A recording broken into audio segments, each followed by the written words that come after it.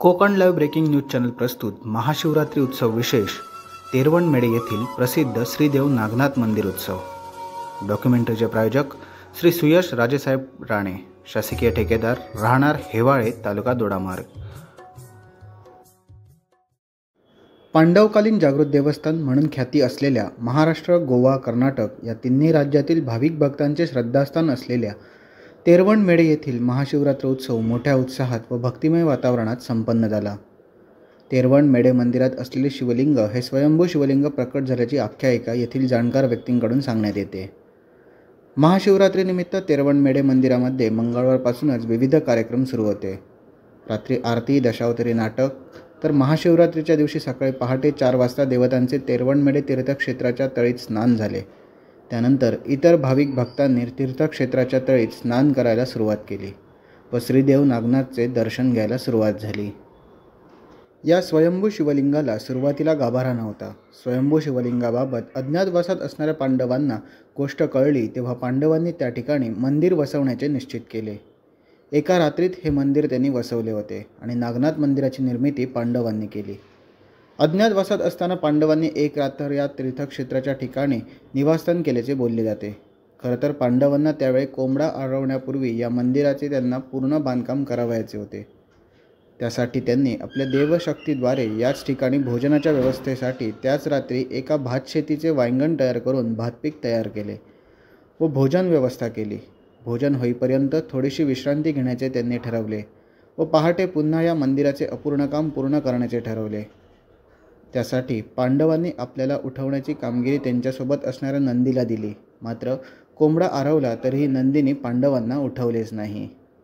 त्यामुळे क्रोधित झालेल्या पांडवांपैकी भीमाने नंदीला शिक्षा करण्यासाठी त्याच्यावर जोरात लाथ मारली व त्या मंदिरालगत असलेल्या तळी क्षेत्रात फेकून दिले। त्यामुळे त्या ठिकाणी असणाऱ्या तीर्थक्षेत्रातळीत, ज्या तळीत आज हजारो भाविक स्नान करतात, त्या तळीत पूर्णतः पाण्याखाली असलेल्या नंदीची शिलारूपी प्रतिमा आहे। तसेच शिवलिंगासमोरही नंदीची अर्धवट प्रतिमा आहे। अशा प्रकारे पांडवकालीन देवस्थान व मंदिराची निर्मिती झाल्याचे येथील जाणकार ग्रामस्थ, स्थानिक सल्लागार, उपसमितीचे सदस्य सांगतात आणि तशी आख्यायिका सुद्धा जुन्या जाणत्या लोकांकडून ऐकायला मिळते। अशा पांडवांच्या पदस्पर्शाने पावन झालेल्या मंदिराचे पांडवकालीन गाभारा वगळता अन्य बांधकाम सुरू आहे। त्यासाठी सहकार्य करण्याचे आवाहन स्थानिक देवस्थान समिती व ग्रामस्थ यांच्या वतीने यावेळी करण्यात आले आहे। कोकण लाईव्ह ब्रेकिंग न्यूज मध्ये आपले सर्वांचं स्वागत आहे। आज आपण आलेलो आहोत तेरवणमेढे येथे। आपण श्री पांडवकालीन इतिहास लाभलेल्या या तेरवणमेढेची महती जाणून घेणार आहोत। आपल्यासमोर आता उपस्थित आहेत या गावचे आणि आता ते आपल्याला माहिती सांगणार आहेत। साहेब, याची महती नक्की काय आहे आपण सांगा। म्हणजे आज जर पांडव ज्यावेळी अज्ञातवासात म्हणजे आपले भ्रमण करत होते त्यावेळी त्यांचं इथे पदस्पर्शाने या स्वयंभू लिंग त्यांनी स्थापन केलं होतं। स्वयंभू मंदिर हे याला तारीख किंवा हे नाही आहे की बाबा अमुक तारीख किंवा अमुक याला म्हणजे पूर्वीपासनं तीर्थक्षेत्र म्हणून हे प्रसिद्ध आहे आणि हे साधारण आता जवळजवळ गोवा, महाराष्ट्र, कर्नाटक या तिन्ही राज्यातून लोक इथं भाविक अफाट म्हणजे लाखोच्या संख्येने येत असतात। आता आज आम्ही गेली बरीच वर्ष हे जुनं मंदिर होतं, गाभाऱ्याचा जो पांडवकालीन भाग आहे तो तसाच ठेवू या मंदिराचा जीर्णोद्धार करण्याचं तिन्ही गावाच्या मानकरी, ग्रामस्थ आणि आम्ही कमिटी मेंबर सगळे ठरवलं। त्याप्रमाणे गेल्या वर्षी आम्ही या मंदिराला सुरुवात केली आणि आज जवळजवळ एक 25% काम झालेलं आहे। बाकी मंडपाचं काम वगैरे आहे आणि पूर्ण जे काम हे आहे सडळ असते सर्व भक्त भाविकगण म्हणा किंवा सद्ग्रस्त प्रत्येक राजकीय व्यक्ती अशा नाही, या लोकांना आम्ही असं आवाहन करतोय की प्रत्येकजण आपल्या मेहनतीचा 1 रुपया जरी असेल तो या मंदिरासाठी जीर्णोद्धारासाठी द्यावा अशी त्यांच्याकडे आमची मागणी आहे। आणि खरोखरच आहे नवसाला पावणारा स्वयंभू। आज बऱ्याचशा लोकांच्या मागण्या आहेत ते पूर्ण होत आहेत। काही लोकांची लग्न वगैरे, मुलं बाळ होणे अशा आज जर त्यांचं गाणं इथं मागणं केलं तर काही वर्षाने ते पुन्हा परतफेड म्हणून ह्या मंदिरासाठी भेट देत असतात। आणि खरोखरच ह्या तिन्ही राज्यातले म्हणा किंवा बाहेरून पण येतात लोक, पण आम्ही आपले जवळची राज्य आपली गोवा, कर्नाटक किंवा महाराष्ट्र आणि आपला हा तालुका दोडामार्ग, कोकणचा लास्ट सिंधुदुर्ग जिल्ह्याचा लास्ट तालुका. मग बरेचशी लोक इथे मागणीसाठी येत असतात आणि सगळ्यांची मनोकामना इथे पूर्ण होते.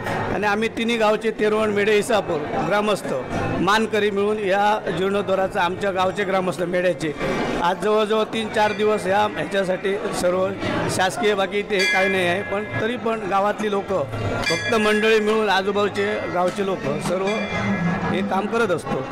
आम्हाला एकच सांगायचं आहे याच्या पुढे पण लोकांना की आज जसे तुम्ही सरळ असते या मंदिरासाठी देणगी स्वरूपात फुलाची पाकळी आपल्या मेहनतीने दिली, त्याचप्रमाणे आता हे जे काम पूर्णस्वरूपात येत आहे, मग त्यासाठी त्यांनी मदत करावी अशी आमची सर्व भाविकांकडे एक नम्र विनंती आहे. श्री नागनाथ मंदिर हे प्राचीन मंदिर असून या ठिकाणी अनेक भाविक आपल्या मनोकामना पूर्ण होण्यासाठी येत असतात. आजपर्यंत या ठिकाणी लाखो लोकांनी आपल्या मनोकामना या ठिकाणी पूर्ण होण्याच्या दृष्टीनं या ठिकाणी जे काही मागणी केली त्याने त्यांची पूर्तता होते. त्यामुळे आज दोडामार्ग तालुक्यातील एक प्रख्यात किंवा ज्याच्यामुळे आपल्याला काहीतरी साध्य होते किंवा काहीतरी मिळते अशा भावनेनं लोक या दोडामार्ग तालुक्यातच नाही तर जवळच्या कोल्हापूर जिल्ह्यातील चंदगड या परिसरातनं पुऱ्या सिंधुदुर्ग जिल्ह्यात गोवा या भागातनं मोठ्या प्रमाणात या ठिकाणी भाविक येतात आणि त्यांच्या निश्चित मनोकामना पूर्ण होत असल्याने दरवर्षी ही संख्या वाढत आहे. या ठिकाणी जीर्णोद्धाराचं काम मंदिराचं मोठ्या प्रमाणात चालू आहे. आज सर्व भाविकांना या निमित्तानं आम्ही विनंती करतोय की या जीर्णोद्धार कामासाठी आपलं फुल पाकळी या ठिकाणी आम्हाला सहाय्य करावं आणि भविष्यामध्ये एक चांगलं मंदिर या ठिकाणी उभं होण्यासाठी आपलं योगदान द्यावं. धन्यवाद. धन्यवाद. कमिटी सदस्य आज आमच्या या मंदिराला 2 वर्ष झाली की आपण हे मंदिर बांधकामासाठी काढलेलं आहे. सरासरी 3 कोटीचा बजेट असणारं हे मंदिर आज सरासरी 1.25 कोटी रुपये खर्च झालेला आहे आणि उर्वरित जी रक्कम आहे ही भाविकांच्या किंवा ग्रामस्थांच्या मदतीनेच हे उभं करण्यासाठी आमच्यासाठी एक आव्हान.